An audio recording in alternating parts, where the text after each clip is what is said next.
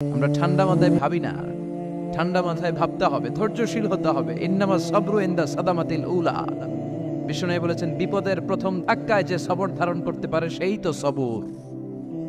এজন্য বিষ্ণু দোয়া করতেন, আল্লাহুম্মা জাআলনি সাবুরা, আল্লাহ আপনি আমাকে ধৈর্যশীল বানান। ওয়া জাআলনি শাকুরা, আপনি আমার শুকরগুজার বান্দা বানান। বিশ্বনবীর চেয়ে ধৈর্যশীল, বিশ্বনবীর চেয়ে শুকরগুজার পৃথিবীর কেউ আছে? কথা বলেন। এমন তাবৎ কোনো অত্যাচার নাই যে অত্যাচার বিশ্বনবীর উপর করা হয় নাই। বিশ্বনবী মক্কার জামিনে যখন দাওয়াত দিতে লাগলেন, ওনারে পাগল বলা হতো, বলা হতো তুমি পাগল, বলা হতো মুহাম্মদ একটা কবি, বলা হতো মুহাম্মদ হচ্ছে গণক। বিশ্বনবী যখন রুকু দিতেন, সিজদায় চলে যেতেন, উটের পচা নারী ভুড়ি এনে বিশ্বনবীর কাঁধে ফেলে রাখা হতো। বিশ্বনবীর গলার মধ্যে রশি ধরে টান দেয়া হতো। কয়েকবার বিশ্বনবীর এই ঘাড়ের এই চামড়া ছিঁড়ে গিয়েছে, একবার চাদর টান দেওয়ার কারণে, আরেকবার রশি টান দেওয়ার কারণে। বিশ্বনবী কিছুই বলেন নাই, ক্ষমা করে দিয়েছেন। যেই মক্কার শত্রুরা বিশ্বনবীকে মক্কা থেকে বিতাড়িত করেছেন, এবং যেই রাতে উনি হিজরত করলেন, মাইগ্রেট করলেন, উনি কেঁদে কেঁদে বারবার মক্কার দিকে ফিরে তাকায়, আবার যায়, আবার ফিরে তাকায়, মাতৃভূমির মায়া ছাড়তে পারছেন না। আর বলছিলেন, মাক্কা তু আহাব্বুল বিলাদ ইলাইয়া, মক্কা আমার কাছে সবচেয়ে প্রিয় শহর। লাউলা উখরিজতু লামা খারাজতু মিনহা, আমার যদি বের করে না দেয়া হতো এই শহর থেকে, আমি কোনোদিন এই শহর থেকে বেরোতাম না। এত ভালোবাসতেন বিশ্বনবী মক্কাতুল মুকাররমাকে। ধৈর্যশীল ছিলেন। এত অত্যাচার অনাচারের পরে যখন মক্কা বিজয়ের ক্ষণ আসলো, এই মক্কাকে বিশ্বনবীর করতলগত করে দিল কে? ফাতে মক্কা হলো। বিশ্বনবী চাইলে পিষে পিষে প্রতিটা কাফের মুশরিককে শেষ করে দিতে পারতেন, ঠিক কিনা? কিন্তু বিশ্বনবী বললেন, লা তাসরিবা আলাইকুমুল ইয়াউম ইযহাবু আনতুমুত তুলাকা, কোনো রিভেঞ্জ চলবে না আজকে, কোনো প্রতিশোধ নাই। একেবারে বড় যুদ্ধাপরাধী যারা, মারাত্মক যারা অফেন্স করেছে, তাদেরকে শাস্তির আওতায় আনা হবে, বাকি সবাইকে আমি ক্ষমা করে দিলাম। In the long history of the world, there is no instance of magnanimity and forgiveness which was showed by our beloved Prophet Muhammad when all of his enemies laid under his feet and he forgave them one and all. পৃথিবীর ইতিহাসে এরকম নজির কোথাও পাওয়া যায় না, যাকে এত অত্যাচার করে বিতাড়িত করা হয়েছে, নির্বাসন দেয়া হয়েছে, হিজরতে বাধ্য করা হয়েছে। তিনি যখন ওই শহরকে আবার বিজয় করলেন, কাউকে আঘাত করলেন না, আগুন জ্বালিয়ে শহরটাকে জ্বালিয়ে দিলেন না, ওদের বংশকে নির্বংশ করলেন না, বরং মুচকি হেসে উনি বললেন, যাও ক্ষমা করে দিলাম। কি ধৈর্যশীল ছিলেন। আবার দোয়াও করতেন, আল্লাহুম্মা জাআলনি সাবুরা, আল্লাহ আপনি আমার ধৈর্য বাড়ায় দেন। ওয়া জাআলনি শাকুরা, আপনি আমার শুকরগুজার বানান। ওয়া জাআলনি ফি আইনি সাগীরা, আল্লাহ আমার চোখে আপনি আমারে ছোট বানান। ওয়া ফি আয়ুনিন নাসি কাবীরা, আল্লাহ মানুষের চোখে আপনি আমারে বড় বানান। কি মানুষ ছিল, নিজের চোখে নিজে ছোট থাকতে চাইতেন। আমরা নিজের চোখে নিজের বড় মনে করি, এরকম ডাকাইত আছে না নাই? নিজেরাই নিজে মনে করে কত বড় সাহেব, লাট সাহেব। মান তাওয়াদা তারাফা, এটা হচ্ছে সুন্নাতুল্লাহি ফিল আরদ। মান তাওয়াদা তারাফা, যে নিচে নেমে থাকতে চায় আল্লাহ ওরা টেনে উপরে উঠা, আর যে খালি উঠতে চায়, হিংসা করে অহংকার করে উপরে ঠেলতে চায়, ওরা নিচে নামায় দেয় কে? সাইয়েদনা আদমকে আল্লাহ বললেন, আদম সাল্লিমা আলা উলাইকা নাফার লাম্মা খালাকাল্লাহু আদম ওয়া কানা তুলহু 60 যিরাআন। নিচে নেমে গেলে যে উপরে ওঠে, আর উপরে উঠতে চাইলে যে নিচে নামে। উদাহরণ দেখেন, আদম আলাইহিস সালামকে তৈরির পর আল্লাহ বললেন, আদম সাল্লিমা আলা উলাইকা নাফার, এই ফেরেশতাদের সালাম দাও। কি দাও? দাও, সালাম দাও। কোনো প্রশ্ন নাই, আল্লাহ সালাম দিব কেন? ফেরেশতারা আমারে দিব না কেন? আমি আগে দিব কেন? কথা আছে কোনো? যেই সালাম দিলেন, সালাম দেওয়ার সাথে সাথে ওনার মর্যাদা বাড়িয়ে দিল কে? এত মর্যাদা বাড়ালেন যে নূরের ফেরেশতারা মাটির আদমকে সেজদা দিতে বাধ্য হয়েছে। চিৎকার করে বলেন, ঠিক কিনা? তুমি মাটির আদমকে প্রথম সৃষ্টি করিয়া ঘোষণা করিয়া দিলে শ্রেষ্ঠ বলিয়া, তাই তো নূরের ফেরেশতা করে আদমকে সেজদা, সবার চেয়ে সম্মান দিলে মাটির আদমকে। আল্লাহু আল্লাহু পড়েন, আল্লাহু আল্লাহু তুমি জাল্লে জালালুহু, শেষ করা তো যায় না গে তোমার গুণগান। আল্লাহু আল্লাহু, সুবহানাল্লাহ পড়েন। কি সম্মান আল্লাহ বাড়াই দিলেন। আল্লাহ বললেন, আদম আজকে থেকে তুমি আশরাফুল মাখলুকা, তুমি খলিফাতুল্লাহ ফিল আরদ, তুমি পৃথিবীতে আমার খলিফা, ভাইস জেরেন্ট অফ আল্লাহ, আল্লাহর খলিফা, আল্লাহর আহকামগুলো পালনের জন্য ভাইস জেরেন্ট। চুরি করলে হাত কেটে দাও, কার আইন? এই কাজ আদম তুমি দুনিয়াতে যেয়ে করবা। জিনা করলে ডেথ পেনাল্টি, হেড অফ, শিরোচ্ছেদ করে দাও, কার আইন? খলিফা হিসেবে মানুষ এসে করবে। মানুষকে আল্লাহ আশরাফুল মাখলুকাত বানিয়ে দিলে, নিচু হয়েছে বড় বানিয়ে দিলেন। আর শয়তানের অবস্থা কি? শয়তানকে আল্লাহ বললেন সেজদা দে আদমকে। শয়তান যুক্তি দাঁড় করিয়েছে, খালাকতাহু মিন তিন, খালাকতানি মিন নার ওয়া খালাকতাহু মিন তিন। আল্লাহ আপনি আমারে বানাইছেন আগুন দিয়া, কি দিয়া? আগুনের ধর্ম উপরের দিকে ওঠে আর মাটির ধর্ম সে নিচে পড়ে থাকে, আমি কেন সেজদা দেব? শয়তানকে চিরকালের জন্য ইবলিস মালউন, অভিশপ্ত আর জাহান্নামী হিসেবে ঘোষণা দিয়ে দিল কে? এজন্য আপনি ছোট থাকতে চাইবেন, আপনারা বড় বানাবে কে? আর আপনি নিজে যদি বলেন আমি বড়, থাপ্পড় মেরে আপনারা নিচে নামাই দিবে কে? এজন্য বিশ্বনবী দোয়ায় বলতেন, আল্লাহুম্মা জাআলনি সাবুরা ওয়াজআলনি শাকুরা ওয়াজআলনি ফি আইনি সাগীরা ওয়া ফি আয়ুনিন নাসি কাবীরা। ও আল্লাহ, আপনি আমারে ধৈর্যশীল বানান, আপনি আমারে শুকরগুজার বান্দা বানান, আমার চোখে আমারে আপনি ছোট বানান, মানুষের চোখে আপনি আমারে বড় বানান। সুবহানাল্লাহ পড়েন। এজন্য সবসময় শুকরগুজার থাকার চেষ্টা করতে হবে। রাজি আছেন তো? যে কোনো মুহূর্তে, যে কোনো পরিস্থিতিতে আমরা শুকরিয়া করব কার? চিল্লায় বলেন কার?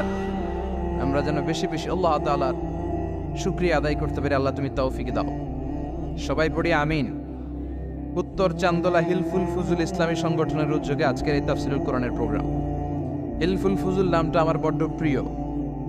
বিশ্বনবী যখন 15 কিংবা 20 বয়স, কোনো বর্ণনায় এসেছে 15, কোনো বর্ণনায় 20, তখন তিনি একটা ছাত্র সংগঠন করেছিলেন, ইয়াং স্টারদের একটা অর্গানাইজেশন করেছিলেন। ওটার নাম তিনি দিয়েছিলেন হালাফুল ফুদুল। হালাফুল ফুদুল, ওইটারই আমরা বাংলায় কি বলি? হিলফুল ফুজুল। হালাফ মানে শপথ, oath, we take an oath in the name of Allah. আল্লাহর নামে শপথ নেয়ারে বলে হালাফ।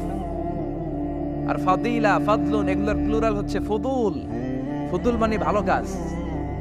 ভালো ভালো কাজের উপর বিশ্বনবী যুবকদেরকে একত্রিত করলেন যে মক্কা শহরে কোনো টেন্ডারবাজি চলবে না, কোনো চাঁদাবাজি চলবে না, দুর্বলের উপর সবলের অত্যাচার চলবে না, জালিমের জুলুম চলবে না, হত্যা চলবে না, ধর্ষণ চলবে না, রাহাজানি চলবে না। মক্কা শহরটারে শান্তির শহর বানাতে হবে। যুবকরা এই দায়িত্ব কাঁধে নিয়েছে। কারা? মুরব্বীরা না, যুবকরা। যুবকদের আছে প্রাণ ঢালা উচ্ছ্বাস, অনেক শক্তি। এজন্য যুবকদেরকে ভালো কাজে আসতে হবে। যুবকরা চাইলে এ দেশের চেহারা পাল্টে দিতে পারে। এদেশে যুবক ভোটার আছে কয়জন জানেন? নতুন করে যুবক ভোটার হয়েছে 2 কোটি। কয় কোটি? 2 কোটি না? Can you imagine that? কল্পনা করতে পারেন? They can change Bangladesh. They can change the face of Bangladesh. তারা 56,000 বর্গ মাইলের এই বাংলাদেশের চেহারা পাল্টে দিতে পারে। তাদের অনেক শক্তি। এই জন্য যুবকদের এই শক্তি কাজে লাগাতে হবে। ফেন্সিডিল, গাঁজা, ইয়াবা, হিন্দি সিনেমা, এগুলোর পিছনে দৌড়ানো যাবে, পর্নোগ্রাফির পিছনে ছোটা যাবে। যুবক বয়সে ভয় করতে হবে কারে? চিল্লায় বলেন কাকে? আল্লাহ আমার যুবক ভাইদেরকে তুমি তৌফিক দাও। বিশ্বনবী হালাফুল ফুদুল তিনি গঠন করলেন মক্কাতুল মুকাররমাতে। পুরো মক্কা শহরটা শান্তির শহর হয়ে গেল। সুবহানাল্লাহ। আল্লাহ উত্তর চান্দোলা হিলফুল ফুজুল ইসলামী সংগঠনকে তুমি কবুল করো। আজকের প্রোগ্রামের সভাপতিত্ব করছেন আল্লামা অধ্যক্ষ গোলাম সরোয়ার সাইদি পীর সাহেব, আড়াইবাড়ি দরবার। আমার প্রিয় নানা ভাই আলোচনা করেছেন, বয়ান করেছেন। আল্লাহ নানা ভাইকে কবুল করো। নানা ভাইটা একটু ইয়াং হয়ে গেছে না? অনেক জায়গায় লোকজন খুব বিভ্রান্তিতে পড়ে যায়। ঘটনা কি? আপনি নানা হইলেন কবে, নাতনি হইল কবে, আবার জামাই পেলেন কবে? আমারও বলা যে তুমি যে আমার নানা ভাই বানাইছো, আমি তো এর উত্তর দিতে দিতে কাম সারা। তো আল্লাহ আমার নানা ভাইকে তুমি কবুল করো। তিনি হকের কথা, কোরআনের কথা বলেন। পীর সাহেবদের মুখে এরকম হুঙ্কার দেখা যায় না। কথা কন। এরা থাকে খানকায়, এদের পেট থাকে বড়। সবার কথা বলছি না, বেশিরভাগ। কথা বলেন। এই ভণ্ডামি এই দেশে আছে না নাই? দোদেল বান্দা কালমা চোরে, না পায় শ্মশান না পায় গোরে, দিন থাকিতে আয়রে পথে ছাইড়া দে ভণ্ডামি, ভণ্ডামি ভণ্ডামি ভণ্ডামি, ছাইড়া দে ভণ্ডামি। আছে না নাই? নামাজ কালাম পড়ে না, ইবলিশ শয়তানের নানা। আছে না? নামাজ নাই, রোজা নাই, নাচানাচি, নাচ গান, গোসল করে না, সারা বছরে করে একবার, ওই গোসলের পানি মুরিদরা খেয়ে ফেলায়। আছে না নাই? নামাজ রোজা করে না, ইবলিস শয়তানের নানা, ধর্মের একখান খুঁটি ধইরা কয়দিন করবা হয়রানি। ভণ্ডামি ভণ্ডামি ভণ্ডামি, ছাইড়া দে ভণ্ডামি, ঠিক কি না?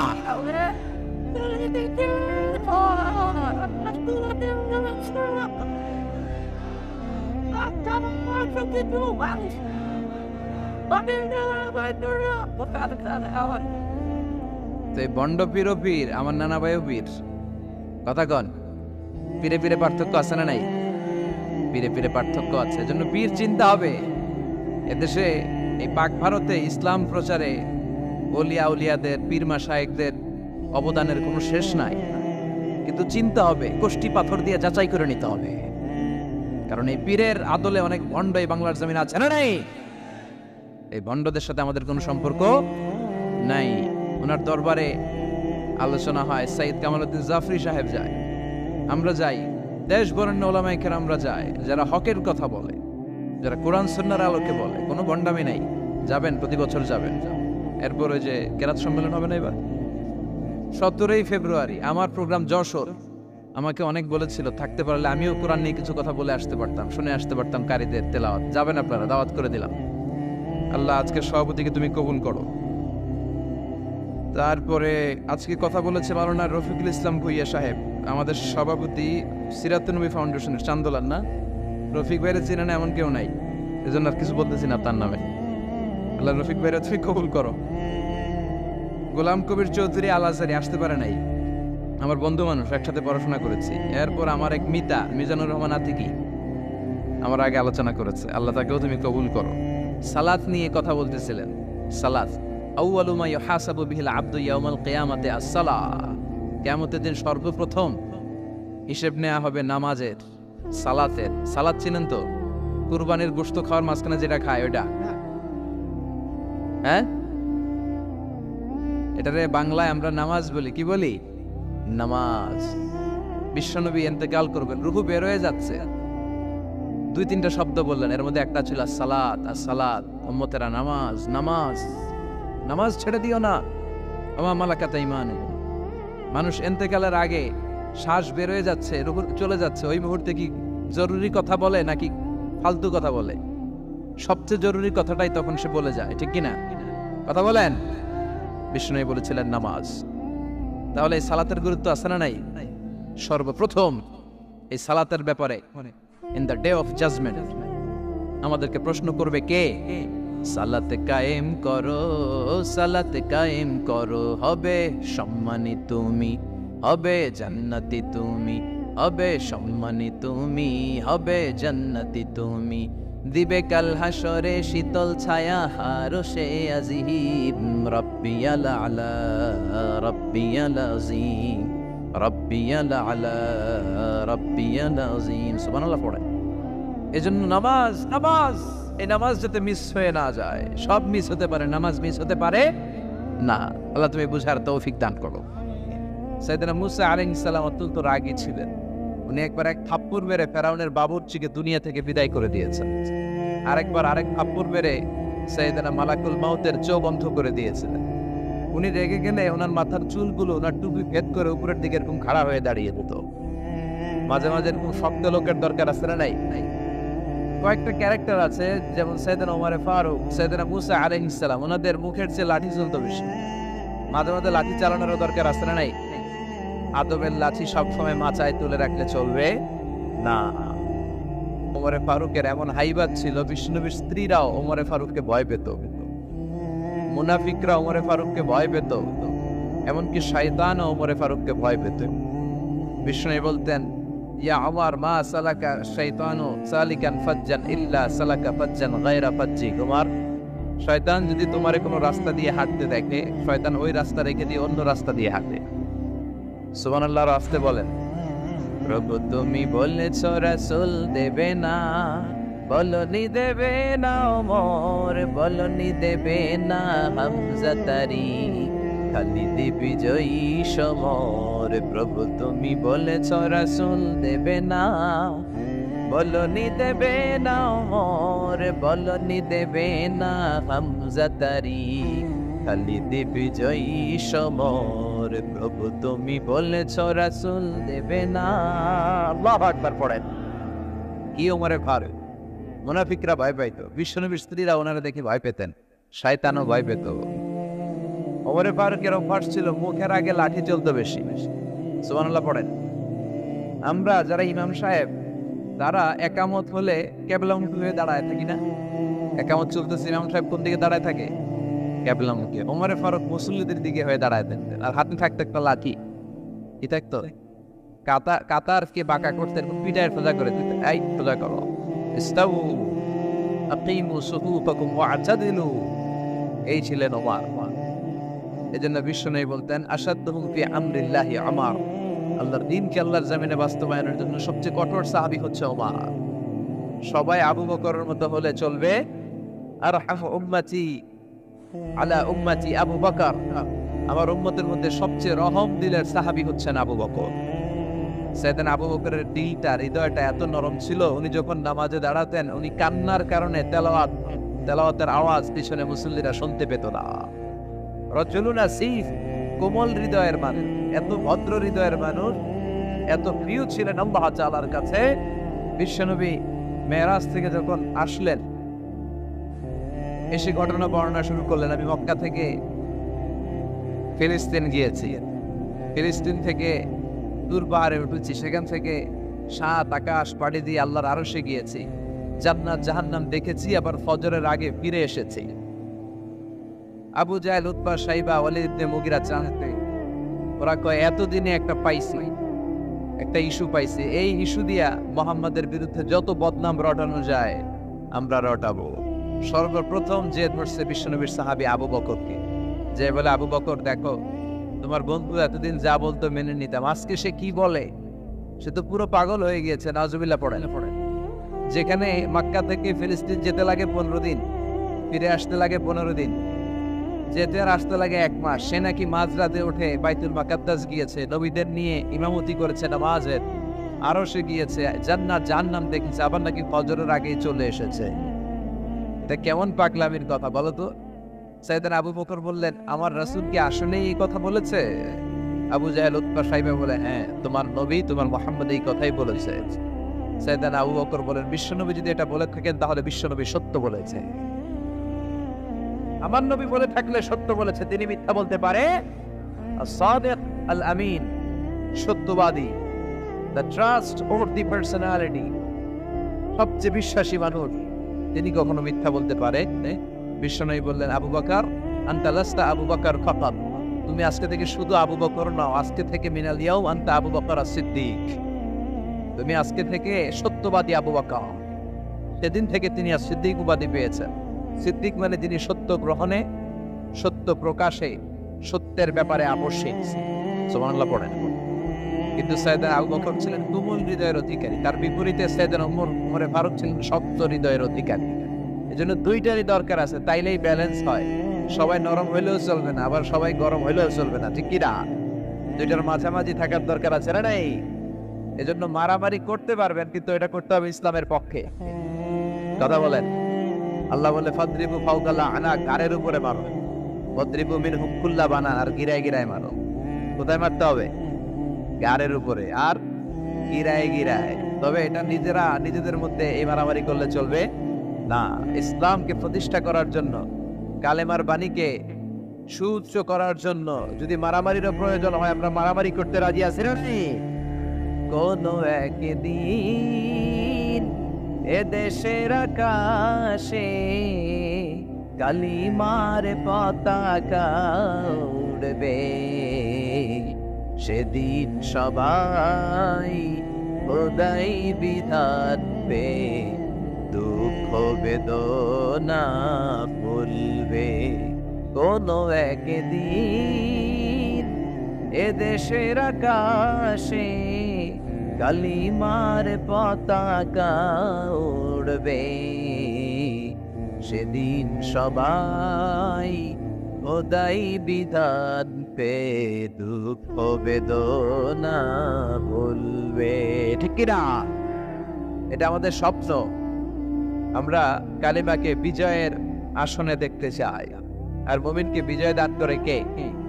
চিল্লায় বলেন কে? আল্লাহ বলেন ওয়ালা তাহিনু ওয়ালা তাহজানু ওয়া আনতুমুল আ'লাউনা ইন কুনতুম মুমিনিন। চিন্তিত হয়ো না, দুশ্চিন্তা করো না, বিজয় তোমাদের হবেই যদি তোমরা মুমিন হও। তবে ঈমানটা হতে হবে পাক্কা ঈমান। কথা বলেন? এজন্য মারামারি করলেও এটা ইসলামের পক্ষে মারামারি করতে হবে, ইসলামের পক্ষে থাকলেই লাভ। কারণ ইসলামকে যে বিজয় দেয়া হবে এটার ঘোষণা দিয়েছে কে? ওরা চায় মুখের ফুৎকারে ইসলামের বাতিকে নিভিয়ে দিতে। আল্লাহ বলে কিয়ামত পর্যন্ত আমি ইসলামের বাতিকে জ্বালিয়ে রাখবো। Up to the day of judgement ইসলামের আলো জ্বলতেই থাকবে, কেউ এটাকে থামাতে পারবে? দেখেন তা তিনি আজীবন ধরে ক্ষমতার চেয়ারে আসেন, তার ক্ষমতার চেয়ার কেউ কেড়ে নিতে পারবে না। কথা বলেন? কথা কানাকে বিএনপির ক্ষমতার চেয়ার কেড়ে নেয় আওয়ামী লীগ, আওয়ামী লীগের ক্ষমতার চেয়ার কেড়ে নেয় বিএনপি। এগুলো আমরা দেখছি না? এখন অবশ্য লম্বা সময় ধরে বাংলাদেশ আওয়ামী লীগ ক্ষমতার চেয়ারে আছে। হয়তো কোনো কারণে আওয়ামী লীগের পর আবার নতুন কোনো দল ক্ষমতায় আসতে পারে কি পারে না। এভাবে পৃথিবীর রদবদল হয়। আজীবনের জন্য কেউ ক্ষমতার চেয়ারে বসে থাকতে পারে একজন ছাড়া। তিনি কে? আল্লাহ। সেই যে ক্ষমতার চেয়ারে বসছে, কেউ আল্লাহর ক্ষমতার চেয়ার কেড়ে নিতে পারবে? চিল্লায় বলেন পারবে? এই পৃথিবীতে যারা ক্ষমতায় আসে তাদের কারো ক্ষমতার মেয়াদ 5 বছর। এই যে বাংলাদেশ আওয়ামী লীগ নতুন করে ক্ষমতায় এলো, মেয়াদ কয় বছর? কথা বলেন? 5 বছর। কোন কোন দেশে 10 বছর। আল্লাহ যে ক্ষমতার চেয়ারে বসছে, আল্লাহর ক্ষমতার মেয়াদ কয় বছর? 20 বছর। কি কয়? হ্যাঁ, 50, 100 বছর। কয় বছর? আজীবন মেয়াদ। সুবহানাল্লাহ কইবেন না? হুয়াল আউয়ালু ওয়াল আখিরু ওয়াল যাহিরু ওয়াল বাতিন ওয়া হুয়া বিকুল্লি শাইইন আলীম। আল্লাহ বলে আমি প্রথম, আমি শেষ, আমি গোপন, আমি প্রকাশ্য। আমি চিরকালের জন্য ক্ষমতার চেয়ারে বসেছি, কোনোদিন এই চেয়ার আমি ছাড়বো না। ঠিক কি না? উনি আজীবন ক্ষমতার মালিক, উনি শুরু থেকে আছেন, শেষ পর্যন্ত থাকবেন। সুবহানাল্লাহ পড়ে। আমার কথা কি বোঝা যাচ্ছে? বুঝতে পারতেছেন? পৃথিবীর অনেক দেশে আবার ডেমোক্রেটিক সিস্টেমে ভোটে জিতে ক্ষমতায় আসতে হয়। যেমন আমাদের দেশ ডেমোক্রেটিক কান্ট্রি, ভোট যার বেশি ক্ষমতা তার বেশি, ভোট পেয়ে ক্ষমতায় আসে। তো আল্লাহ তো ভোটে জিতে মনে হয় ক্ষমতায় আসছিল না, ভোট ছাড়া আসছে, কারচুপি করে আসছে আল্লাহ। হ্যাঁ, অনেক দেশে রাজতন্ত্র, মোনার্কি সিস্টেম, রাজার পোলা রাজা, আল্লাহর বাবা ছিল রাজা, এজন্য আল্লাহ রাজা। কথা বলেন? আল্লাহ বলেন আপনি ভোটে জিতে আমার ক্ষমতার চেয়ারে বসা লাগে নাই, আমার বাবা নাই, আমার ছেলে নাই, আমার কেউ নাই, আমি একাই সব ক্ষমতার মালিক। আমি চিরকালের জন্য এই ক্ষমতার চেয়ারে বসা, চিরকাল আজীবন তিনি ক্ষমতার চেয়ারে থাকবেন। আবার অনেক সময় দেখা যায় ক্ষমতায় যেতে হলে অন্যান্য পার্টির সাথে কোয়ালিশনে যেতে হয়, শরিক বানাতে হয়। আল্লাহর ক্ষমতায় তো শরিক আছে না? আছে। আল্লাহ বলেন ওয়ালাম ইয়াকুল্লাহু শারীকুন ফিল মুলক। আমার ক্ষমতায় কোনো পার্টনার নাই, কোনো শরিক নাই। তোদের মতো আমি কারোর সাথে জোট করি নাই। জোট ছাড়া, শরিক ছাড়া, কোয়ালিশন ছাড়া আমি ক্ষমতার চেয়ারে বসা, আজীবন আমার ক্ষমতার নেওয়া। কেউ আমার ক্ষমতার চেয়ার থেকে নামাতে পারবে না। পৃথিবীর অনেক দেশের এরকম নমুনা আমরা জানি। আন্দোলন করে সরকারকে ক্ষমতার চেয়ার থেকে নামানো হয়, আছে না নাই? গণ অভ্যুত্থান করে চেয়ার উল্টে দেওয়া হয়, মিলিটারি কু হয়, ক্ষমতার চেয়ারে আর থাকা যায় না। তো আমরাও যদি সবাই মিলে একটা আন্দোলনে নামি, তাহলে আল্লাহর ক্ষমতা শেষ। কি বলেন? আমরা 700 কোটি মানুষ, আমাদের সাথে পারবে আল্লাহ? 700 কোটি মানুষ আন্দোলন করলেও আল্লাহরে নামাতে পারবে না? বুঝে শুনে উত্তর দিয়ে। 700 কোটি কিন্তু পারবে? পারবে? আচ্ছা, জিন জাতিরা যদি বলে, জিনেরা তো আমাদের চেয়ে পাওয়ারফুল, তারা যদি বলে ও মানব জাতি আমরাও তোদের সাথে আছি, আল্লাহরে মানি না, মানুষ জিন ভাই ভাই, আল্লাহর আর রক্ষা নাই। তাহলে আল্লাহর ক্ষমতা শেষ? তাও না, কি বলে, এগুলো বলে কি? আচ্ছা, ফেরেশতারাও যদি বলে যে আমরাও আল্লাহর আর মানছি না, আমরা জিনেরা মানুষেরা 3 দলীয় জোট, 3 দলীয় জোট হলেও পারবে না। আল্লাহ বলে গোটা বিশ্বের সবাই মিলে যদি আমার বিরুদ্ধে আন্দোলনে লেগে যাস, আমার ক্ষমতার 1 ইঞ্চিও কমাতে পারবি না।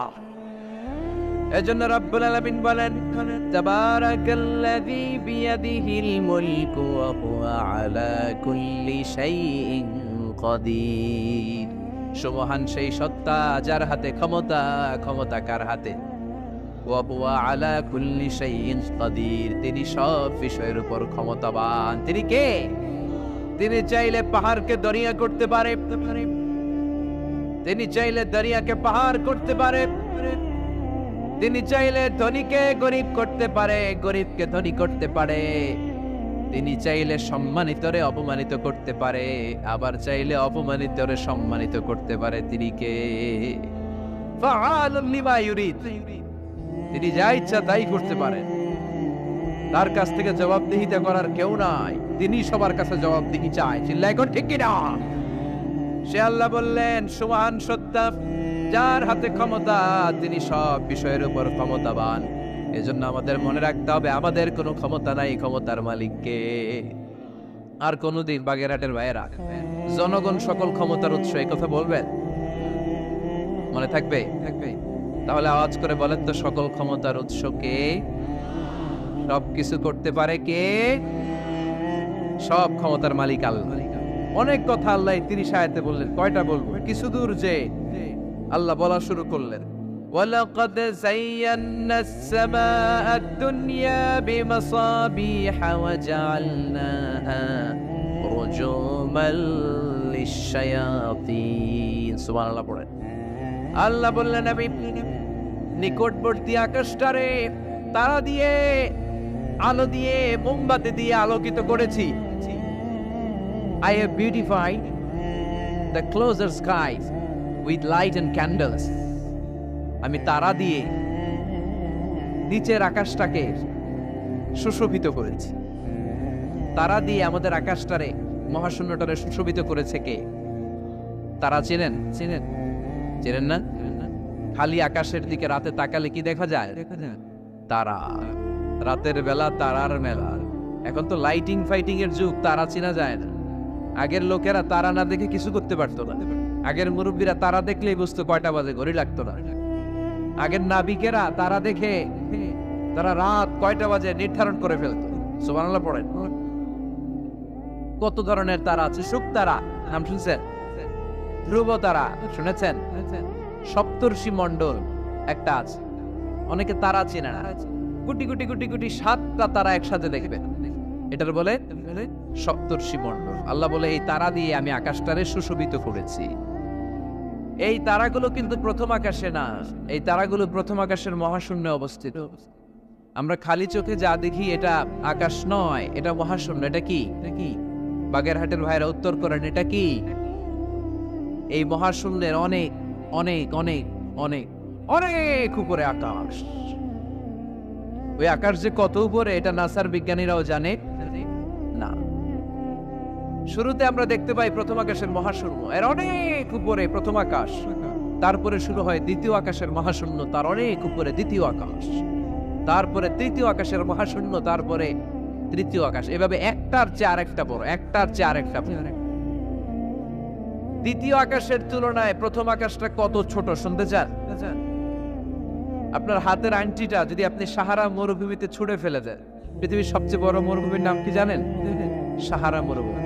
সাহারা মরুভূমিতে আপনার হাতের আংটি ছুঁড়ে ফেলে দিলে পুরো মরুভূমির তুলনায় আপনার হাতের আংটি যত ছোট, আল্লাহর দ্বিতীয় আকাশের তুলনায় আল্লাহর প্রথম আকাশটা ঠিক তত ছোট। একটার চেয়ে একটা বড়। তারপর আমরা নিজের বড় বড় করে দাবি করি। এই যে আজকের প্যান্ডেলে এত মানুষের সমারোহ হয়েছে, তাকালে মনে হয় না যে কত বিশাল জায়গা? কথা বলেন, বিশাল মনে হয় না? বিল জঙ্গল এইটারে যদি এত বড় মনে হয়, তাহলে বিল জঙ্গলটা কত বড়? হ্যাঁ, আরো।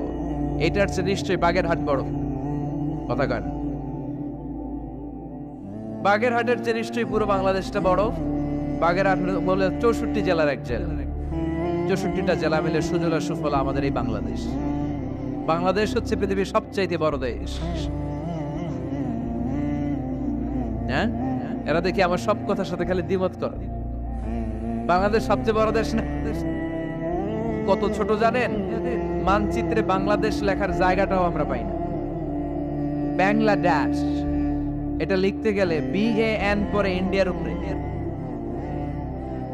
GLA পরে বাংলাদেশের উপরে, আবার DESH পরে আবার ইন্ডিয়ার উপরে। আমাদের বাংলাদেশটা এত ছোট, বাংলাদেশ লেখার জায়গাটাও মানচিত্রে আমাদের জন্য না। এত ছোট দেশ, এত ছোট। ইন্ডিয়া প্রায় 20-25 গুণ বড় আমাদের চেয়ে। আমেরিকা, কানাডা শতগুণ বড়। রাশিয়া একটা দেশ আছে কয়েকশো গুণ বড়। এরকম 200টা বিশাল দেশ মিলে পৃথিবী, 200টা দেশ মিলে পৃথিবীর 30 ভাগ, বাকি 70 ভাগ শুধু পানি। বাকি 70 ভাগ কি? স্থল আর জল মিলে আমাদের পৃথিবী। তাহলে আজকের এই প্যান্ডেলের জায়গার তুলনায় পুরো পৃথিবীটা কত বড়? সুবহানাল্লাহ কইতে পারলেন না? তাহলে এই পৃথিবীটা আমাদের কাছে এখন পর্যন্ত যেটা আমরা আলোচনা করলাম বোঝা গেল অনেক বড়, এত বড় পৃথিবী। কিন্তু আমরা শুনতে পাই যে সূর্যটা আমরা দেখতে পাই দিনের বেলা, ওই সূর্যটা নাকি এই বিশাল পৃথিবীর চেয়ে 13 লক্ষ গুণ বড়। চিন্তা করতে পারেন? খালি তো মাথা নাড়াইতেছেন। আসলে কি আমরা চিন্তা করতে পারি? 13 লক্ষটা পৃথিবী সূর্যের মধ্যে রেখে দেওয়ার জায়গা করে দিয়েছে কে? 9 কোটি 30 লক্ষ মাইল দূরে সূর্য 8 মিনিট 18 সেকেন্ড সময় নিয়ে নেয় আলো পৌঁছাতে। এত বিশাল সূর্য। তার মানে কি সূর্যটাই সবচেয়ে বড়? এর চেয়ে অনেক বড় বড় তারা আছে। সূর্যের পরে পৃথিবীর সবচেয়ে কাছের তারার নাম প্রক্সিমা সেন্ট্রাই। গুগল করলে দেখবে যে কত তারা। এরপরে Alpha Centauri A, Alpha Centauri B, এভাবে তারা শুরু। এটা ক্যারিনা, ব্যাটেলজিউস। যেই সূর্য পৃথিবীর চেয়ে 13 লক্ষ গুণ বড়, ব্যাটেলজিউস নামে একটা তারা আছে, ওই তারা সূর্যের চেয়ে 33 কোটি গুণ বড়। তার মানে কি ব্যাটেলজিউসই সবচেয়ে বড় তারা? এটা ছোট্ট সাইজের তারা। এইটার চেয়েও কত হাজার কোটি গুণ বড় তারা যে মহাশূন্যে আছে তার কোনো ইয়ত্তা আমাদের নাই। এরকম হাজার হাজার million trillion zillion billion octillion তারা মিলে আমাদের এই গ্যালাক্সিটা গঠিত। আমাদের গ্যালাক্সির নাম মিল্কি ওয়ে। আমাদের গ্যালাক্সির নাম শুনছেন না? বিজ্ঞানে আমরা পড়ছি না? আমাদের গ্যালাক্সির নাম মিল্কি ওয়ে। আমাদের গ্যালাক্সির পরে আমাদের সবচেয়ে কাছের গ্যালাক্সির নাম Andromeda.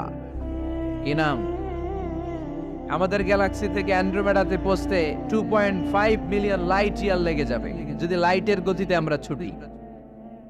2.5 million light year. 1 মিলিয়নে 10 lakh, 2.5 মিলিয়নে 25 লক্ষ লাইট ইয়ার। এই পৃথিবীতে সবচেয়ে দ্রুতগামী যে জিনিসটার আবিষ্কার হয়েছে সেটার নাম আলো। সেটার নাম সবাই বলেন। আলো সবচেয়ে দ্রুত ছোটে। কত দ্রুত জানেন? 1 সেকেন্ডে 1,86,000 মাইল বেগে ছোটে। 1 ঘন্টায় না, 1 মিনিটে না, 1 সেকেন্ডে ছোটে কত দূর? আরে 1 সেকেন্ড কইতে তো 2 সেকেন্ড লাগে। 1 সেকেন্ড এটা বলতে বলতে 2 সেকেন্ড লেগে যায়, কিন্তু 1 সেকেন্ডে নাকি সে 1,86,000 মাইল দূর চলে গেছে। এই আলোর গতি সম্পন্ন একটা রকেট যদি কেউ বানাতে পারে, যে রকেটটাও আলোর মতো সেকেন্ডে 1,86,000 মাইল বেগে ছুটবে, এরকম রকেট যদি বানানো যায়, তাহলে এই রকেট দিয়ে আমাদের গ্যালাক্সি থেকে আমাদের প্রতিবেশী গ্যালাক্সি অ্যান্ড্রোমেডাতে পৌঁছতে 25 লক্ষ বছর লেগে যাবে। সুবহানাল্লাহ বাড়িতে যায় বলবেন সবাই, চিৎকার করে পড়েন আল্লাহু আকবার। সে আল্লাহ বললেন, লাকাদ যায়্যানাস সামাআদ দুনিয়া বিমাসাবিহা ওয়া জাআলনাহা রুজুমান লিশ-শায়াতিন। আমি তোমাদের জন্য দুনিয়ার আকাশটারে সুন্দর সুন্দর তারা দিয়ে সুশোভিত করেছি।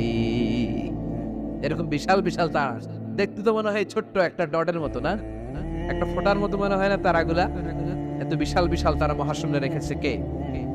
চিল্লায় বলেন কে? এরপরে এই সূরার মাঝে মাঝে এসে আল্লাহ বললেন, হুয়াল্লাযী জাআলা লাকুমুল আরদা যালুলান ফামশু ফি মানাকিবিহা ওয়া কুলু মির রিজকি ওয়া ইলাইহিন নুশুর।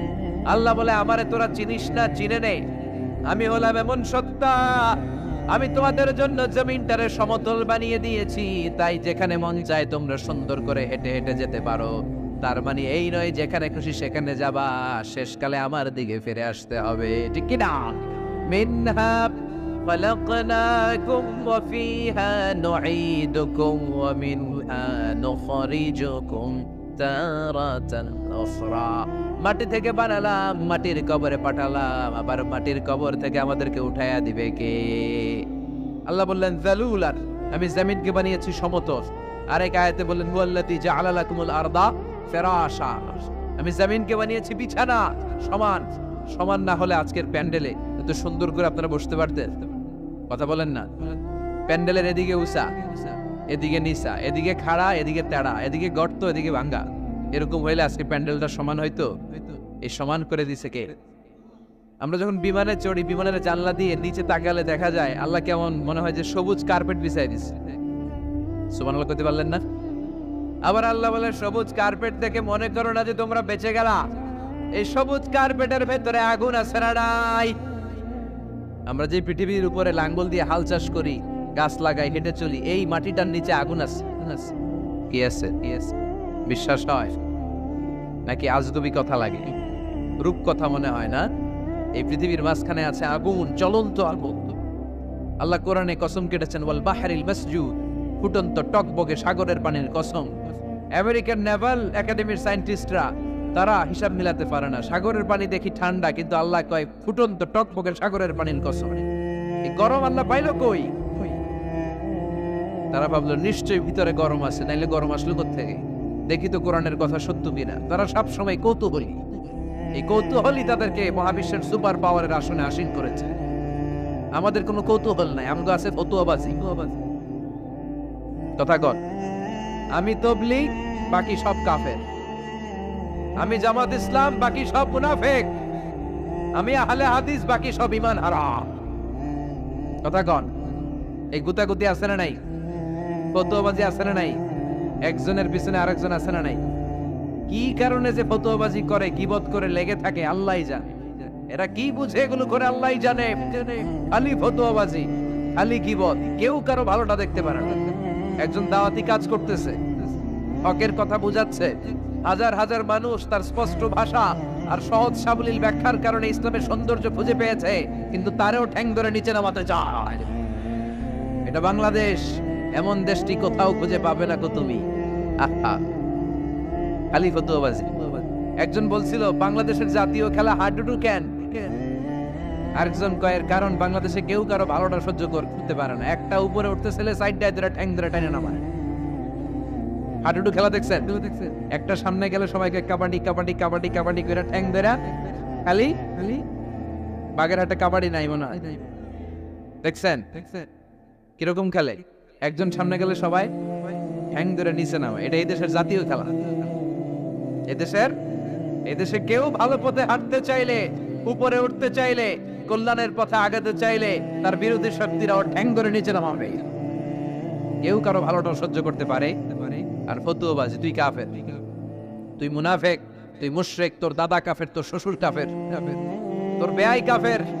ওই কাফের বেয়াই মারা গেলে ওরে যেখানে কবর দেয়া হবে, ওই কবরের উপরে যে ঘাস উঠবে, ওই ঘাস যে গরু খাবে, ওই গরুর যে দুধ খাবে, ও কাফের। কথা কন, খালি ফতুয়াবাজি। এই ফতুয়াবাজি থেকে আল্লাহ তুমি আমাদেরকে বাঁচাও। আমরা যেন হৃদয়টা প্রশস্ত করে একে অপরকে মুসলিম ভাই মনে করে বুকে টানতে পারে। আমরা খালি পিছাই, সর। বিশ্বনবী আসছে কাছে টানার জন্য, আমরা খালি পিছাই, খালি অন্যের দোষ খুঁজি। নিজের মধ্যে যে কত দোষ, নিজের মধ্যে দোষের শেষ নাই, ওইদিকে কোনো চিন্তা নাই। তো মক্কায় সবচেয়ে বড় কুস্তিগিরের নাম ছিল রুকানা। কি নাম? সাহাবারা বিশ্বনবীকে কখনো রুকানার কাছে যেতে দিত না। সাহাবারা ভাবতো বিশ্বনবী যদি রুকানার দরবারে যায় আর রুকানা যদি বক্সিং মেরে বসে, তাহলে বিশ্বনবীর মানিজ্যত নিয়ে টানাটানি। কিন্তু বিশ্বনবী তো শুধু সিলেক্টেড কিছু পার্সোনালিটিদের জন্য নবী হয়ে আসেননি। ওমা আরসালনাকা ইল্লা রাহমাতাল লিল আলামিন। I have sent you as a mercy for the whole world, for the entire universe. ও নবী, আমি আপনাকে গোটা বিশ্বের জন্য রহমত আর বরকত করে পাঠিয়েছি। তো বিশ্বনবী একদিন ফজরের সালাত শেষে লুকিয়ে লুকিয়ে মক্কার সবচেয়ে বড় বক্সার ছিলেন তো বিশ্বনবী তো as a mercy for the entire universe, গোটা বিশ্বের জন্য রহমত, তিনি মক্কার সবচেয়ে বড় বক্সার রুকানার কাছে চলে গেল। যে বলল, রুকানা আসলিম তাসলাম, ইসলাম মানো শান্তিতে থাকবা, দুনিয়ায়ও থাকবা আখিরাতেও থাকবা, সুবহানাল্লাহ পড়েন। রুকানা বলে, না আব্দুল্লাহর বেটা মোহাম্মদ, আমি তো কালিমা পড়বো না, যদি বক্সিং খেলে আমারে হারায় দিতে পারো তাইলে কালিমা পড়ো। বিশ্বনবী বললেন, আমি তো বক্সিং খেলি না রে বাপ। রুকানা বলল, তাহলে আমিও কালিমা পড়ি না। বিশ্বনবী রাজি হলেন অবশেষে। ভাবলেন, আমি বক্সিং খেললে একজন যদি জাহান্নাম থেকে জান্নাতি হয়, বক্সিং খেললে সমস্যা কই? কি রহমতের নবী, কি অ্যাটিটিউড, কি পজিটিভনেস, কি প্রোঅ্যাক্টিভনেস, অলওয়েজ প্রোঅ্যাক্টিভ, সব সময় ইতিবাচক চিন্তা করতে হবে। নেতিবাচক চিন্তা কারে বলে বিশ্বনবী জানতোই না, সুবহানাল্লাহ পড়েন। বিশ্বনবী রাজি হলেন, এবার বক্সিং খেলার পালা। রুকানা হাফ প্যান্ট পরে গায়ের মধ্যে জাইতুনের তেল মেখে এভাবে লাফাচ্ছে। আপনারা রেসলিং খেলা দেখছেন? তেল মেখে পজিশন নেয় মারার জন্য প্রতিপক্ষকে। তো বিশ্বনবী তার পজিশন নেয় না, বিশ্বনবী দাঁড়িয়ে আছেন। রুকানা বলল, মোহাম্মদ, আমি লাফাচ্ছি, তুমি লাফাও না কেন? তুমিও লাফাও। বিশ্বনবী বললেন, না আমি লাফাই না, কারণ আমি সেলাইবিহীন লুঙ্গি পরি। সেলাই ছাড়া লুঙ্গি পরে যদি কেউ লাফায়, বাতাসে সতর ফুলে যাওয়ার সম্ভাবনা আছে না নাই? কি লাজুক নবী ছিলেন, কেউ বিশ্বনবীর লজ্জাস্থান জীবনেও দেখে নাই। হালিমাতুস সাদিয়ার বাড়িতে যখন বিশ্বনবী থাকতেন, হালিমাতুস সাদিয়া 5 বছর এই কুরাইশি মুহাম্মদ ছেলেটাকে লালন পালন করেছে। হালিমাতুস সাদিয়া বললে, এই 5 বছরের ব্যবধানে কোনোদিন কুরাইশি মুহাম্মদরে কাঁদতে দেখি নাই। ক্ষুধা পেলেও ছেলেটা কাঁদতো না, ব্যথা পেলেও কাঁদতো না, শুধু লজ্জাস্থানের জায়গা থেকে কাপড়টা সরে গেলে শিশু মুহাম্মদ চিৎকার দিয়ে উঠত। এবার মারামারির পালা। রুকানা বলে, মোহাম্মদ তুমি মারো। বিশ্বনবী বললেন, তুই মার, কারণ আমি মারলে ওই মায়ের হজম করার ক্ষমতা তোর নাই। বিশ্বনবীর এক হাতে জান্নাতে 40 জনের শক্তি ঢুকায় দিছে কে? তো বিশ্বনবী মাইট দিলে এটাও হজম করতে পারবে? কথা কন, পারবে না। এখন রুকানাও মারে না, বিশ্বনবীও মারে না, খেলাও শুরু হয় না। বিশ্বনবীও মারে না, রুকানাও মারে না, খেলাও শুরু হয় না। এখন রুকানা বলে, মোহাম্মদ তুমি মারো। বিশ্বনবী মারে নাই, কিন্তু বিশ্বনবী ওনার ডান হাত মোবারক, কি নরম হাত, সফটার দেন সিল্ক, সিল্কের চেয়ে নরম ছিল। ওয়াকানা কাফুহু আবিয়াদু মিনাদ দিবাজ, সফটার দেন সিল্ক, রেশমের কাপড়ের চেয়েও বিশ্বনবীর হাতের তালু সফট ছিল। এই হাতটা দিয়ে বিশ্বনবী রুকানার ডান কাঁধে এভাবে টাচ করলেন, মারে নাই, খালি বলছে, রুকানা এত লাফাস কেন? টাচ করার সাথে সাথে রুকানা বেহুশ হয়ে জমিনে পড়ে যায়। সবাই তো অবাক, ঘটনা কি, কি মিরাকেল, কি অলৌকিকত্ব। পানি ঢেলে রুকানারে হুশ ফিরানো হয়েছে। সবাই বলে, রুকানা তুই তো অনেক বড় পালোয়ান, আব্দুল্লাহর বেটা মোহাম্মদ ঘুষিও দিল না, লাথিও মারল না, বেহুশ হইলি কেন? রুকানা বলে, আরে তোরা তো দেখোস নাই, তোরা দেখেছিস মোহাম্মদ হাত দিয়ে ধরেছে, আমার মনে হয়েছে বিশাল পাহাড় এসে কাঁধে চেপেছে। এজন্য ইসলামের অ্যাটিটিউড হচ্ছে ডিফেন্সিভ, আগে মারে না। আল্লাহ বলেন, ওয়ারাব্বাকা ফাকাব্বির, glorify the name of your lord, তোমার প্রভুর নামের বড়ত্বের ঘোষণা দাও। আসলে আমরা আল্লাহর নামের বড়ত্বের ঘোষণা দেই। আমরা ভাগাভাগি করে 3টা তাকবীর পড়ব। প্রথম তাকবীর পড়বেন যারা বিবাহিত আছেন তারা, দ্বিতীয় তাকবীর অবিবাহিত যারা তারা, তৃতীয় তাকবীর সবাই মিলে। রাগ করতেছেন? বিবাহিত কারা কারা আসছেন দেখি তো? মাশাআল্লাহ, আমিও আছি আপনাদের দলে, মশির ভাইও আছে ইনশাআল্লাহ। হাত নামান। অবিবাহিত কারা কারা আসছে দেখি, এই 1 হাত করে তোল। সংখ্যা বাড়ানোর জন্য 2 হাত তুলতেছে। মাশাআল্লাহ, এরাও কম না, স্টেজেও আছে 2-1 জন। আল্লাহ এদেরকে তাড়াতাড়ি ডবল বানায় দাও। চিন্তা নাই, দেশে আমাদের বোনদের, নারীদের সংখ্যা যেভাবে বাড়তেছে, কপালে 2-3টা করেও জুড়তে পারে। যদিও এদেশে প্র্যাকটিসটা এভাবে হয় নাই, কিন্তু এটা কিন্তু সুন্নাহ। এটা কি সুন্নাহ? তো আমরা প্রথমে তাকবীর পড়ব যারা বিবাহিত আসছি তারা, এরপরে তাকবীর পড়ব যারা অবিবাহিত আসছি তারা, এরপরে সবাই মিলে। তো আমি লিল্লাহি তাকবীর বললে আপনারা শুরুতে যারা বিবাহিত ভাইয়েরা আছেন তারা তাকবীর পড়বেন। এটার উদ্দেশ্য হচ্ছে আপনাদেরকে একটু প্রাণবন্ত করে তোলা, আপনাদের ঝিমুনি আসলে, জড়তা আসলে, কাপুরুষতা এগুলো ছেড়ে ফেলে দিয়ে যাতে কোরআন শোনার জন্য আমরা রেডি হয়ে যাই। শুরুতে বিবাহিত ভাইরা রেডি তো? কাদের পারফরমেন্স কেমন হয় আজকে দেখব। শুরুতে বিবাহিতদের পারফরমেন্স, আমি লিল্লাহি তাকবীর বললে আল্লাহু আকবার বলা যাবে? শুরুতে আমার বিবাহিত ভাইরা পড়েন লিল্লাহি তাকবীর। মাশাআল্লাহ মাশাআল্লাহ তাবারাকাল্লাহ। এবার অবিবাহিতদের পালা। সিঙ্গেল যারা তোমরা রেডি? ওরা কাশি দিয়ে গলা ঠিক করে নিতেছে। অবিবাহিতরা রেডি তো? বিবাহিতদের হারায় দেওয়া যাবে? এবার তোমরা তাকবীর দাও, লিল্লাহি তাকবীর। ওরে আল্লাহ, দেখাই দিছে একেবারে। মাশাআল্লাহ তাবারাকাল্লাহ। এবার সবাই মিলে 3টা তাকবীর পড়বো, পারা যাবে মুসলমান? লিল্লাহি তাকবীর, লিল্লাহি তাকবীর, লিল্লাহি তাকবীর। আল্লাহ আমাদের তাকবীরগুলো তুমি কবুল করো। তখন তারাও বাধ্য হয়ে পড়ে আল্লাহু আকবার। তাহলে বোঝা গেল আমাদের কোনো ক্ষমতা টমতা কিচ্ছু নাই, আসল ক্ষমতার মালিক একজন। চিল্লায় বলেন তিনি কে?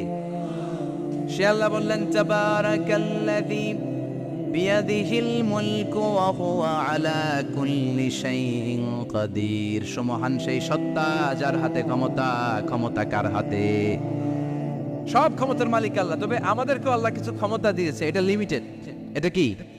যেমন এই যে মাননীয় প্রধানমন্ত্রী ওনার দল নিয়ে, বাংলাদেশ আওয়ামী লীগ নিয়ে যে ক্ষমতায় আসেন, কয় বছরের মেয়াদে? কোন দেশে ক্ষমতায় আসে 10 বছরের মেয়াদে, আছে না নাই? আল্লাহ আসছে কয় বছরের মেয়াদে? 30 বছর, 40 বছর। আল্লাহর ক্ষমতার মেয়াদ 100 বছর। এরপরে রিনিউ করা লাগবে এটা। কথা বলেন। আল্লাহ বলেন হুয়াল আউয়ালু ওয়াল আখিরু ওয়াল যাহিরু ওয়াল বাতিন ওয়া হুয়া বিকুল্লি শাইইন আলিম। আমি প্রথম, আমি শেষ, আমি প্রকাশ্য, আমি গোপন। ঠিক কিনা?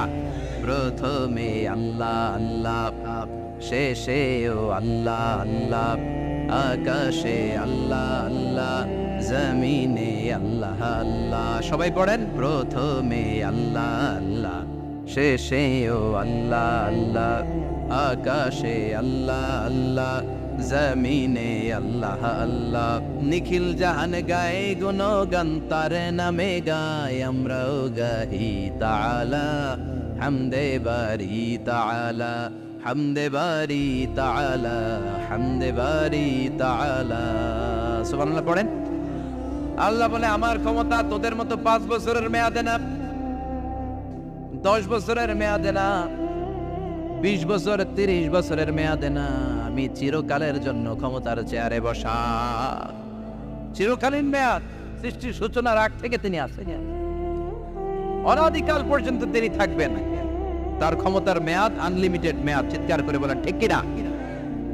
আবার পৃথিবীর অনেক দেশে দেখবেন ডেমোক্রেটিক সিস্টেমে, আমাদের দেশেও তো গণতান্ত্রিক সিস্টেমে ভোটাভুটির মধ্য দিয়ে ক্ষমতায় আসে না। যাদেরকে ভোট দেওয়া হয় বেশি তারা ক্ষমতায় চলে যায়। আল্লাহ তো ভোটে আসছে ক্ষমতায়। কথা কন তো কেমনে আসছে? কারচুপি করে। কথা বলেন। আল্লাহ ভোটে আসা লাগে নাই, কেউ তাকে ভোট দেওয়া লাগে না। আবার অনেক দেশে আছে মোনার্কি সিস্টেম, রাজতন্ত্র, রাজার পোলা রাজা। আল্লাহর বাপ ছিল রাজা, এই জন্য আল্লাহ রাজা। কথা বলেন না, আল্লাহ রাজতন্ত্রের সিস্টেমে আসে নাই। আবার অনেক দেশে আছে ডিকটেটরশিপ, একবার ক্ষমতা পাইলে মাগার চেয়ার ছাড়ে না। আছে না নাই? 20 বছর 30 বছর চলতেই থাকে, আছে না নাই? আল্লাহ কি এই সিস্টেমে আসছে? আল্লাহর ক্ষমতার সাথে পৃথিবীর কারো ক্ষমতার কোনো মিল নাই। চিৎকার করে বলেন ঠিক কি না? আবার অনেক দেশে কোয়ালিশন করে ক্ষমতায় যেতে হয়, জোট করে। জোটের রাজনীতি দেশে আছে না নাই? 4 দলীয় জোট, 10 দলীয় জোট, 14 দলীয়, 18 দলীয়, 20 দলীয়, মহাদলীয়, মহাজোট, সামনে হবে মহাজোট। কথা ঠিক কিনা বলেন? তো আল্লাহ কিরকম জোট করে আসা লাগছে? কথা বলেন। তার মানে আল্লাহর ক্ষমতা আমাদের ক্ষমতা এক নয়। আবার পৃথিবীর অনেক দেশে গণ অভ্যুত্থানের মাধ্যমে অনেককে ক্ষমতা থেকে নামানো হয়, ঠিক কিনা? গণ অভ্যুত্থান হয় না, সেনাবাহিনীরা কু করে না, মিলিটারি কু করে ক্ষমতা থেকে নামায়। তো আমরাও যদি আল্লাহর বিরুদ্ধে একটা আন্দোলন করি, আল্লাহ তো নেমে যাবে, নামানো যাবে না? আচ্ছা আমরা পারলাম না, জিনেরা যদি আমাদের সাথে যোগ দেয়, মানুষ জিন ভাই ভাই, আল্লাহর রক্ষা নাই। কথা বলেন, তাও পারা যাবে না। ফেরেশতারাও যদি কয় আমরাও মানি না, তাইলে তো শেষ আল্লাহর গদি। আল্লাহ বলে গোটা বিশ্বের সবাই মিলে যদি আমার বিরুদ্ধে আন্দোলনে নেমে যাস, আমার ক্ষমতার বিরুদ্ধে যদি মিছিল দেয়া শুরু করে দিস, আমার ক্ষমতার 1 ইঞ্চিও কমাতে পারবি না। সুবহানাল্লাহ বলেন। এজন্য আল্লাহ বললেন তাবারাকাল্লাযী বিয়াদিহিল মুলকু ওয়া হুয়া আলা কুল্লি শাইইন কাদির। সুমহান সেই সত্তা যার হাতে ক্ষমতা, ক্ষমতা কার হাতে। আবার দেখবেন পৃথিবীর অনেক দেশের রাজা সিস্টেম, যেখানে বয়সের ভাড়া যখন নুজ্জ হয়ে যায়, 80-90 বছর বয়স হয়ে যায়, স্বেচ্ছায় ক্ষমতা ছেড়ে দেয়, ছেড়ে দিয়ে রিটায়ারমেন্টে যায়। কথা কন, শোনেন নাই মনে হয়, আছে না নাই? অনেক রাজা স্বেচ্ছায় ক্ষমতা ছেড়ে দিয়ে রিটায়ারমেন্টে যায়, বয়সের ভারে নুজ্জ। তা আল্লাহ তো ওই কবে থেকে ক্ষমতায়, বুড়ো হয়ে গেছে না? কথা কন, এখন আল্লাহর চলতে লাঠি লাগে, আগের মতো ক্ষমতা নাই, চোখে সানগ্লাস লাগে, পাওয়ারওয়ালা গ্লাস ছাড়া আল্লাহ মনে হয় দেখে না। কথা কন, যে ফেরাউনকে আল্লাহ সাগরের জলে ডুবিয়ে মারলো, যে নমরুদকে আল্লাহ শেষ করে দিল, যেই কারণকে আল্লাহ শেষ করে দিল, সে আল্লাহ আজও আগের ক্ষমতা নিয়ে ছেড়ে নাই। এজন্য বিয়াদিহিল মুলক, তার হাতে ক্ষমতা। ওহুয়া আলা কুল্লি শাইইন কাদির, তিনি চাইলে সব করতে পারেন। তিনি রাজারে প্রজা বানাতে পারেন, প্রজারে রাজা বানাতে পারেন, ধনীরে গরিব বানাতে পারেন, গরিবরে ধনী বানাতে পারেন। তিনি সাগরকে মরুভূমি করতে পারেন, মরুভূমিকে দরিয়া করে দিতে পারেন। তিনি কে? ওয়া হুয়া আলা কুল্লি শাইইন কাদির, তিনি যেটা চান সেটাই করতে পারেন। চিল্লায় বলেন ঠিক কি না? এরপর আল্লাহ বললেন আল্লাযী খালাকাল মাউতা ওয়াল হায়াতা লিয়াবলুয়াকুম আইয়ুকুম আহসানু আমালা। ও আল্লাহর আদেশে দেহে ঢুকে আল্লাহর আদেশে বের হয়ে যায়, ঠিক কি না? এই যে ছোট্ট বাচ্চাটার দেহের ভিতরে যে রূহ ঢুকলো, কে দিল? 120 দিনের আগে মানব শিশুর দেহের ভিতরে কিন্তু রূহের ফুৎকার হয় না। সহিহ বুখারীর বর্ণনা 40-40-40, 340-এ কত? কথা বলেন। প্রথম 40-এ থাকে নুতফা, তারপরের 40-এ হয় আলাকা, তারপরের 40-এ হয় মুদগা, sperm drop, blood clot, and then the little flesh. ছোট্ট নাপাক পানি ছিলাম, শুক্রাণু ছিলাম আমরা। কি ছিলাম? শুক্রও ছিলাম না, শুক্রাণু, শুক্রের অণু। 1 ফোঁটা শুক্রের মধ্যে 20 কোটি অণু থাকে, ওই 20 কোটির একটা ছিলাম আমি আর আপনি। সুবহানাল্লাহ, বাড়িতে গিয়ে বললেন। ডিম্ব আমরা ছিলাম না, আমরা ছিলাম ডিম্বাণু। ডিম্বের এই ডিম্বাণু আর শুক্রাণু দুইটা মিলে আল্লাহ আমাদেরকে বানায় ফেললেন জাইগট, সেখান থেকে এমব্রয়ো, তারপরে আস্তে আস্তে ইনিশিয়াল স্টেজগুলো শেষে একটার পর একটা স্টেজ পার করে তিনি আমাদেরকে বানালেন আলাকা, সেখান থেকে মুদগা। আমাদের দেহের ভেতরে তিনি স্কেলিটন ভরে দিলেন, কঙ্কাল, মাথার স্কাল দিলেন, খুলে দিলেন, নাক কান গলা দিলেন, আমার রেসপিরেটরি সিস্টেম চালু করে দিলেন। কত ছোট ছিলাম আমি, ক্ষুদ্র ছিলাম আমি। ফালইয়ানযুরিল ইনসানু মিম্মা খুলিকা মিম্মাইন দাফিক। মানুষের উচিত তার সৃষ্টি প্রক্রিয়ার দিকে নজর করে তাকানো। বাবার পিঠ থেকে সবেগে নির্গত হওয়া পানি দিয়ে মায়ের পেটে তোমারে ঢুকায় দিল কে? নাপাক পানি থেকে ছোট্ট ব্যাঙ্গাচির মতো ছিলাম, জোকের মতো মায়ের জরায়ুর দেয়ালে লেগেছিলাম। সেখান থেকে বড় করতে করতে আমার রেসপিরেটরি সিস্টেম, আমার এয়ারিং সিস্টেম, আমার সব সিস্টেমগুলো তিনি আমার দেহের ভিতরে সেট করে দিল। চিল্লায় কোন সুবহানাল্লাহ। 120 দিনের সার্টেন পিরিয়ড শেষে তিনি দেহের ভিতরে রূহের ফুৎকার দিলেন। দেয়া মাত্রই আমার রুহুতে ধপ ধপ ধপ শুরু হয়ে গেছে। ওই যে ধপ ধপ শুরু হয়েছে, আজও থামে নাই। এই ধপ ধপ থামলে বাঁচবেন, দম ফুরাইলে আমরা ঠুস হয়ে যাবো, ঠিক কিনা? হায় রে মানুষ রঙিন ফানুষ, দম ফুরাইলে তবু তো ভাই কারোরই নাই একটুখানি। হায় রে মানুষ রঙিন ফানুষ, রঙিন ফানুষ, হায় রে মানুষ। সুবহানাল্লাহ বলেন। সে আল্লাহ বললেন, গোলাম, জীবন আর মরণের মাঝখানে আমি তৈরি করেছি রুহু। পৃথিবীর বিজ্ঞানীরা সব বানাতে পারে, কম্পিউটার বানাতে পারে, প্লেন বানাতে পারে, হেলিকপ্টার বানাতে পারে, রকেট বানাতে পারে, কিন্তু গোটা বিশ্বের সব বিজ্ঞানীরা মিলে কি রুহু বানাতে পারে নাকি? কথা বলেন। গত বছর সোফিয়া নামে একটা রোবট আসছিল না? কথা কন। ওটা মাথা উঁচু করে নিচু করে কথা বলতে চায়, মানুষের মতো হতে চায়। আসলে কি মানুষ? ওটার মধ্যে কি রুহু আছে? রুহু বানাইতে পারবে কেউ? এই রুহু নিয়ে যে কত গবেষণা, মুমূর্ষ রোগীদের উপর গবেষণা চালিয়েছে অনেক। বুলেট প্রুফ গ্লাসের ভিতরে মুমূর্ষ রোগীকে রেখে রেখে তারা চেক করতে চেয়েছে আমেরিকান বিজ্ঞানীরা যে রুহু কোন দিক দিয়ে বেরোয়। তারা ওজন করে দেখে মানুষ মরে গেলে কোনো লাশের ওজন বেড়ে যায়, কোনো লাশের ওজন কমে যায়। যেটাতে কমে গেছে 2 কেজি কমে যায়, তার অবাক। কিরা আগে ছিল 80 কেজি, এখন হচ্ছে 78 কেজি, তার মানে 2 কেজি না, এটাই রুহু। এটাই কি? এটা হচ্ছে গবেষণার ধাপ।